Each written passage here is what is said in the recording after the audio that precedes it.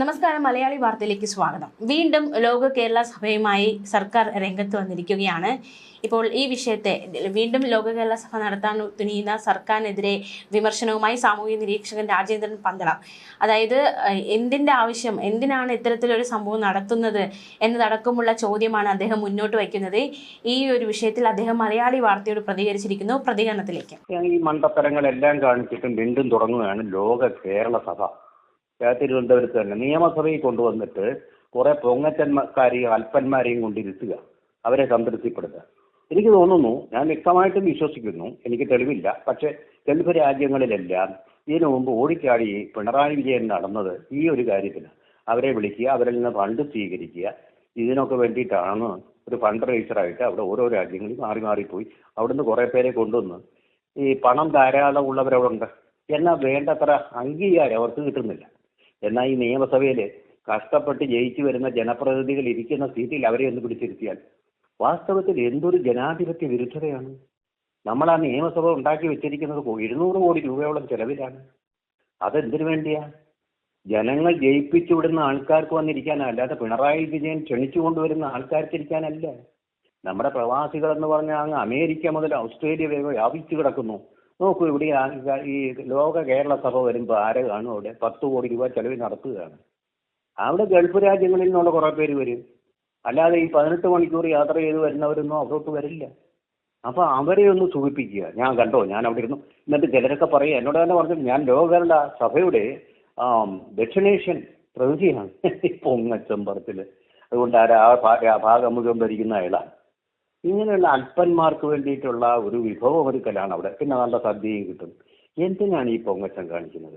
നമുക്ക് വേണ്ടത് ഈ പൊങ്ങച്ചക്കാരെ അല്ലല്ലോ, അവിടെയുള്ള പാവപ്പെട്ടവര്, വീട്ടുവേല ചെയ്ത് കഴിയുന്ന ആൾക്കാർ, സ്വന്തം ഭർത്താവിനെയും കുഞ്ഞുങ്ങളെയും ഒക്കെ ഉപേക്ഷിച്ച് അവിടെ പോയി പണത്തിന് വേണ്ടി, വീട് വയ്ക്കാനുള്ള പണത്തിന് വേണ്ടി കഷ്ടപ്പെടുന്ന ഗദാമകളുണ്ട്. ആ ഗദാമ എന്നൊരു സിനിമ തന്നെ എടുത്തു, നമ്മുടെ PT കുഞ്ഞുമുഹമ്മദ്. അദ്ദേഹം ഇപ്പം ജാമ്യം അപേക്ഷിച്ച് നടക്കുകയാണ്, ചെയ്യരുതാത്തത് ചെയ്തതിൻ്റെ പേരിൽ. അതുപോട്ടെ, നമ്മുടെ വിഷയം അതല്ല. അതുപോലെയുള്ള തീവ്ര ജീവിതങ്ങൾ, അരികുവൽക്കരിക്കപ്പെട്ട ജീവിതങ്ങളുടെ അവർക്ക് എന്തെങ്കിലും ഒരു സന്തോഷം എത്തിക്കാനായിരിക്കണ്ടേ നമ്മുടെ ശ്രമം. അല്ലാതെ ഈ പണം അങ്ങോട്ട് സമ്പാദിച്ചു കൂട്ടിയ അതിൻ്റെ പണക്കൊഴുപ്പ് കാണിക്കുന്ന ഈ പോട്ട് ബെല്ലീഡ് ആയിട്ടുള്ള ആൾക്കാർ സമ്പത്ത് കുന്നുകൂട്ടിയതിൻ്റെ എല്ലാ ഒരു പൊങ്ങച്ചങ്ങളും അതിൻ്റെ അല്പത്തങ്ങളും കാണിക്കുന്ന വാനിറ്റി ഫെയർ ആയിട്ട് മാറുകയാണ് ഈ ലോക കേരള സഭ എന്ന് പറയുന്നത്. വളരെ ദുഃഖമുണ്ട് അത് പറയേണ്ടി വരുന്നതിൽ. അവിടുത്തെ പാവപ്പെട്ടവരുണ്ട്, നേരത്തെ ഞാൻ കണ്ടിട്ടുണ്ട് അവരുടെ കണ്ണീര്, കഷ്ടപ്പാടുകൾ. അവർക്ക് എന്തെങ്കിലും ഒരു സമാശ്വാസം എത്തിക്കുക. അവർക്ക് ഈ നിയമസഭയുടെ സീറ്റിലൊന്നും ഇരിക്കേണ്ട ആവശ്യമൊന്നുമില്ല. അവർക്ക് മാന്യമായിട്ടൊരു വീട് വയ്ക്കാനുള്ള താങ്ങ് കൊടുക്കുക. ഇങ്ങനെയുള്ള ശ്രമങ്ങളല്ലേ നമ്മൾ ഊന്നൽ നൽകേണ്ടത്. പ്രയോറിറ്റി വീണ്ടും തെറ്റിപ്പോവുകയാണ്. അതിന്റെ ഫലം എന്താണ്? ഇനി അടുത്ത നിയമസഭാ തെരഞ്ഞെടുപ്പ് വരുമ്പോൾ ഇപ്പോഴുള്ള സപ്പോർട്ട് പോലും തിരുവനന്തപുരത്തെ മാത്രമല്ല കേരളത്തിൽ ഉടനീളം കിട്ടുകയില്ല. ഇപ്പൊ തന്നെ നോക്കൂ, കോൺഗ്രസിൻ്റെത് 5.5% കണ്ട് കൂടിയിട്ടുണ്ട്. CPM-ൻ്റെത് കേരളത്തിൽ മുഴുവൻ കുറഞ്ഞിട്ടുണ്ട്. കണ്ണൂർ മാത്രമാണ് അവർക്ക് 30% പിടിച്ചു നിൽക്കാൻ കഴിഞ്ഞതെന്നാണ് ഏറ്റവും ഒടുവിലത്തെ കണക്ക്. മനസ്സിലായില്ലേ? അപ്പൊ അങ്ങനെ തിരുവനന്തപുരത്ത് 20% കിട്ടിയിട്ടുണ്ട് BJPക്ക്. മനസ്സിലായില്ലേ? അത് ഈ BJP ഒരിക്കല് ഇങ്ങനെ പിടിച്ചു കഴിഞ്ഞാൽ ഒരിക്കലും പോകില്ല. കണ്ടില്ലേ, മുംബൈയിലും പൂനെയിലും ഒക്കെ കോൺഗ്രസ് എന്ന് പറയുന്നത് പൂജ്യമാണ്. പൂനെയിൽ മുഴുവൻ അവർ പിടിച്ചടക്കി. ഉദ്ധവ് താക്കറെയുടെ ഔദ്ധത്യം മുഴുവൻ ഇല്ലാതാക്കി കഴിഞ്ഞു. അപ്പൊ ആ രീതിയിൽ BJP ഇങ്ങനെ മുന്നേറുമ്പോൾ CPM എന്ന് പറയുന്നത് സൂര്യന്റെ സൂര്യൻ എന്നാണല്ലോ നമ്മുടെ പിണറായി വിജയനെ പറഞ്ഞത്. സൂര്യന്റെ മുന്നിലുള്ള വെറും ഒരു മിന്നുങ്ങ് മാത്രമായിട്ട് ചുരുങ്ങുകയാണ്. അത്ര സന്തോഷം കൊണ്ട് ഞാൻ പറയുകയല്ല. കാരണം ഒന്നാമത് കാലഹരണപ്പെട്ടു, രണ്ടാമത് പാർട്ടിക്കുള്ളിലെ ചില നേതാക്കളുടെ ഔദ്ധത്യം, മൂന്നാമതായിട്ട് ഇത് ശക്തമായ നിലയിൽ BJP-യും അതുപോലെ തന്നെ ഭരണവിരുദ്ധ വികാരവും അവരുടെ ശക്തി സ്രോതസ്സിനെ തന്നെ ഇല്ലാതാക്കിക്കൊണ്ടേയിരിക്കുന്നു. പിന്നെ അവരുടെ അനാവശ്യമായിട്ടുള്ള ഈ പ്രീണനങ്ങളുണ്ടല്ലോ.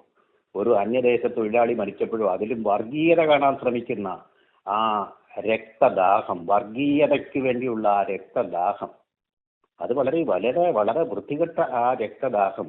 ബംഗ്ലാദേശിൽ ഹിന്ദുവിനെ തല്ലിക്കൊന്നപ്പോൾ ഒരു വാക്കും പറയാതെ അന്യദേശ തൊഴിലാളിയെ കൊന്ന RSS ആണെന്നും പറഞ്ഞ് ആഘോഷിക്കുന്ന ആ മനോഭാവം, മനോബല മ്ലേച്ഛമാണത്. അതും ജനങ്ങളെല്ലാം നിരീക്ഷിക്കുന്നുണ്ട് നിശബ്ദമായിട്ട്. അവരുടെ വിരലുകൾ പ്രവർത്തിക്കും.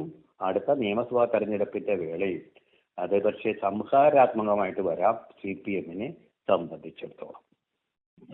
സർ, അങ്ങ് അവസാനം പറഞ്ഞു നിർത്തിയതായിരുന്നു ഞാൻ ചോദിക്കായിരുന്നത്. അതായത് ഇപ്പൊ തദ്ദേശത്തിൽ ഇത്രയും വലിയ ഒരു തിരിച്ചടി CPM നേരിട്ടു. അപ്പൊ ഇനി രണ്ട് കാര്യങ്ങളാണ് മുന്നിലുള്ള ചോദ്യമായി ഉയരുന്നത്. ഒന്ന്, ഇപ്രാവശ്യം നിയമസഭയിൽ താമര വിരിയിക്കുമോ BJP? അത് കഴിഞ്ഞിട്ട് അടുത്ത ഒരു ഭരണമാറ്റം ഉണ്ടാകുമോ? അടുത്ത UDF ആയിരിക്കുമോ കേരളം ഭരിക്കാൻ പോകുന്നത്? ഈ രണ്ട് ചോദ്യങ്ങൾക്കുള്ള ഉത്തരം എന്താണ്? നിയമസഭയിലെ BJP-യുടെ പ്രാതിനിധ്യം തീർച്ചയായിട്ടും ഉണ്ടാകും. കാരണം തിരുവനന്തപുരത്ത് നിന്നെങ്കിലും കിട്ടാതിരിക്കില്ല. കാരണം 30% എന്ന് പറയുന്നത് അങ്ങനെ പെട്ടെന്നൊന്നും പോകുന്നതല്ല. ആ 30% അത് സ്റ്റേബിൾ ബേസ് ആണ്. നമ്മൾ തിരുവനന്തപുരത്ത് ഒരു 30 വർഷം ജീവിച്ചിരുന്ന ഞാനത് നേരിട്ട് കാണുന്നതാണ്. ഞാനിത് പറഞ്ഞപ്പോൾ എല്ലാവർക്കും അത്ഭുതമായിരുന്നു. തിരുവനന്തപുരം കോർപ്പറേഷനിലെ BJP-ക്ക് നേട്ടം ഉണ്ടാകുമെന്ന് പറഞ്ഞത് എന്നെ എല്ലാവരും പരിഹരിച്ചു. കാരണം അവരുടെ ഒരേ രസമുണ്ട്, ഇവരിപ്പോഴും CPM-ന്റെ ഒരു ചെങ്കോട്ടയാണെന്നുള്ള സങ്കല്പങ്ങളുമായിട്ടിരിക്കുക. ഞാനത്ര വലിയൊരു രാഷ്ട്രീയ നിരീക്ഷകരൊന്നും അല്ലെങ്കിൽ ഇത് നേരിട്ട് കാണുന്ന സത്യങ്ങളല്ലേ നമ്മൾ. അത് തന്നെയാണ് ഈ തെരഞ്ഞെടുപ്പിൽ സംഭവിച്ചിരിക്കുന്നത്. എന്ന് പറഞ്ഞതുപോലെ തന്നെ തീർച്ചയായിട്ടും BJP-യുടെ ഒരു നേതാവെങ്കിലും, ഞാനങ്ങനെ കൂട്ടിയൊന്നും പറയുന്നില്ല, അത്യുക്തിയും പറയുന്നില്ല, അടുത്ത തെരഞ്ഞെടുപ്പിൽ കേരള നിയമസഭ കണ്ടിരിക്കും. മിനിമം ഒരാളെങ്കിലും BJP-ക്ക് വേണ്ടി ശബ്ദിക്കാൻ നിയമസഭയിൽ ഉണ്ടായിരിക്കുക. അത്ര ദോഷമുള്ള കാര്യമൊന്നുമല്ല. ബഹുസ്വരത എന്ന് പറയുമ്പോൾ BJP-യുടെ സ്വരം കൂടി അസംബ്ലിയിൽ ഉണ്ടാവണമെന്നേ. അതൊരു വലിയ വിഭാഗത്തിന്റെ സ്വരം തന്നെയാണ്, വേദന തന്നെയാണ്. തീർച്ചയായിട്ടും അതെ, അതുണ്ടാവണം. എന്തിനാണ് ഇതിനോട് അയിത്തം? ഇവിടെ ഇപ്പൊ തന്നെ തെരഞ്ഞെടുപ്പിൽ UDF-ഉം അതുപോലെ തന്നെ മറിച്ച് LDF-ഉം കൂടി ഒരുമിച്ച് BJP-യെ വരുത്താതിരിക്കാനുള്ള ശ്രമങ്ങൾ നടത്തിയിട്ടുണ്ട് തിരുവനന്തപുരത്ത്. അതുപോലെ മുസ്ലിങ്ങളിൽ നല്ലൊരു വിഭാഗം BJP വരുമെന്നുള്ള ഭീതിയുള്ളപ്പോ CPM ജയിക്കത്തുമില്ല എന്നൊരു തോന്നൽ കൊണ്ട് UDF-ന് വോട്ട് ചെയ്ത സന്ദർഭങ്ങളുണ്ട്. തിരിച്ചു UDF-ന് ഇവിടെ പ്രവർത്തനമില്ല, ബൂത്ത് ലെവൽ പ്രവർത്തനമില്ലെന്ന് പറഞ്ഞിട്ട് നേരെ LDF-നും വോട്ട് ചെയ്തിട്ടുണ്ട്. LDF-ന് കിട്ടാവുന്നതിന്റെ പരമാവധിയായി കിട്ടിയിരിക്കുന്നത്. LDF എങ്ങനെങ്കിലും വരുമെന്നൊരു പ്രതീക്ഷയെ വെച്ചാണ് കൊടുത്തത്. അതിപ്പോ ഇല്ലാന്ന് തെളിഞ്ഞു. മനസ്സിലായില്ലേ? അപ്പൊ അതുകൊണ്ട് തീർച്ചയായിട്ടും ആ വോട്ടും കൂടി ഇനി പോകും നിയമസഭാ തെരഞ്ഞെടുപ്പിൽ, നഷ്ടമാണ്. പിന്നെ ഈ 4 മാസം ബാക്കി എന്ന് പറയുന്നത് ഒരു ഡാമേജ് കൺട്രോളിനുള്ള സമയമല്ല, കിട്ടില്ല. എന്നിട്ടാണ് വീണ്ടും കേരള നിയമസഭ എന്ന് പറഞ്ഞ കേരളത്തിലെ വോട്ടർമാരെ വളരെയധികം ക്രുദ്ധരാക്കുന്നു. അവർക്ക് സഹിക്കാൻ വയ്യ അസഖ്യമായിട്ടുള്ള ഈ പൊങ്ങച്ച കച്ചവടം തിരുവനന്തപുരത്ത് കൊണ്ടിട്ട് നടത്തുന്നത്.